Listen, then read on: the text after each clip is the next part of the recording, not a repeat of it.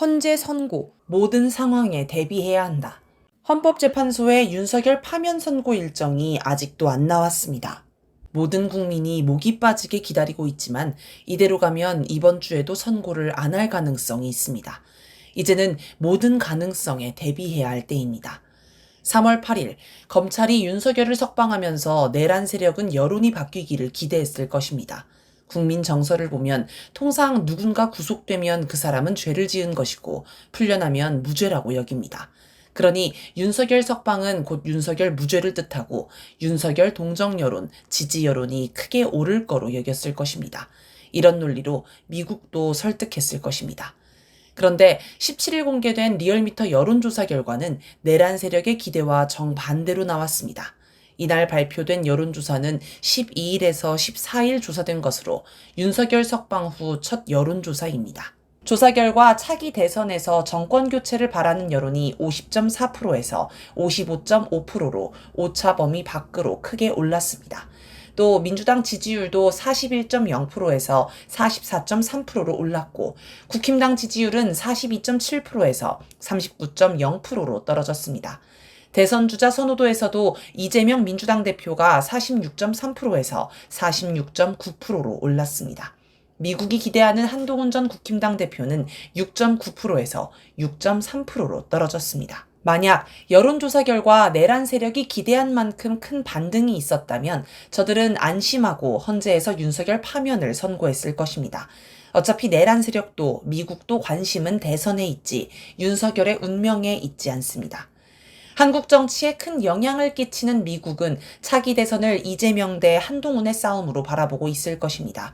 지금이야 여권 주자로 김문수 지지율이 가장 높지만 중도 확장성이 없기 때문에 김문수로는 절대 대선을 이길 수 없습니다. 미국은 계엄에 반대한 한동훈으로 중도 확장을 시도할 것입니다.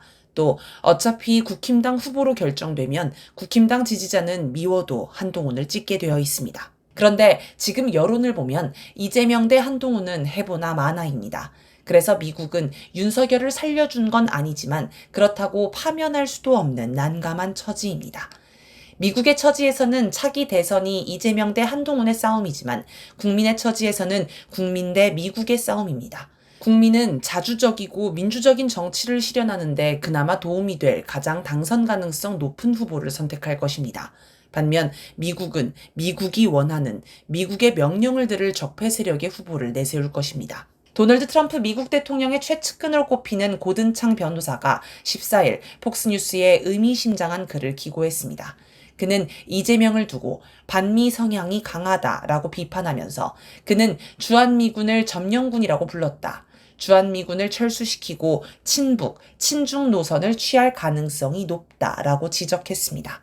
또 민주당을 향해서는 중국과 북한, 공산주의에 동조하는 사람들이 정권을 장악하는 결과를 초래해 한미동맹을 위험에 빠뜨릴 수 있다. 한국 국민은 완전한 권력을 얻으려는 민주당의 시도를 거부하고 있다라며 내란 세력과 거의 똑같은 인식을 드러냈습니다. 심지어 데이비드 맥스웰 아시아 태평양 전략센터 부소장이 계엄이 정치적으로 잘못된 선택이더라도 중국과 북한의 악의적인 영향력 때문에 한국의 국익을 위한 결정이었다라면서 윤석열은 국회의 결의안을 존중해 계엄을 해제했다.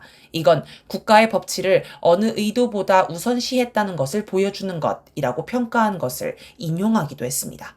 트럼프는 최근 연설에서 고든창 변호사를 향해 당신이 말하는 것 거의 모든 것에 동의한다 라고 했습니다.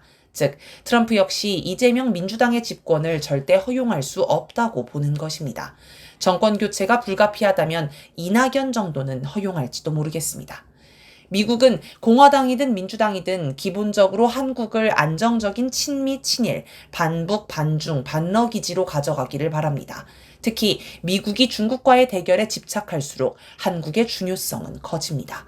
중국 내 한국에 관한 인식이 좋기 때문에 한국을 통해 중국의 황색 바람을 집어넣기 유리합니다.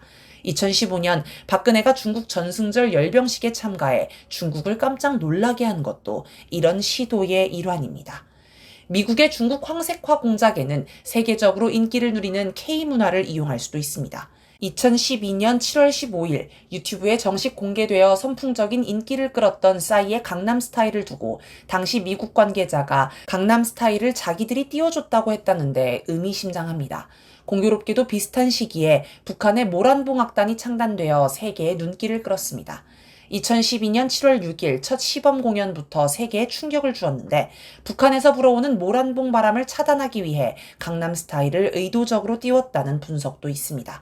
실제로 당시 강남스타일과 모란봉 악단을 두고 남북을 대표하는 대중음악으로 비교 분석하는 사람들이 많았습니다. 아무튼 미국에 있어 한국은 절대 포기할 수 없는 전진기지인 만큼 미국이 반미 반일, 친북, 친중, 친러 인사로 인식하는 이재명의 집권을 결코 용인하지 않을 것입니다. 그런데 지금 당장은 뾰족한 수가 없으니 일단 시간 끌기를 계속할 것입니다.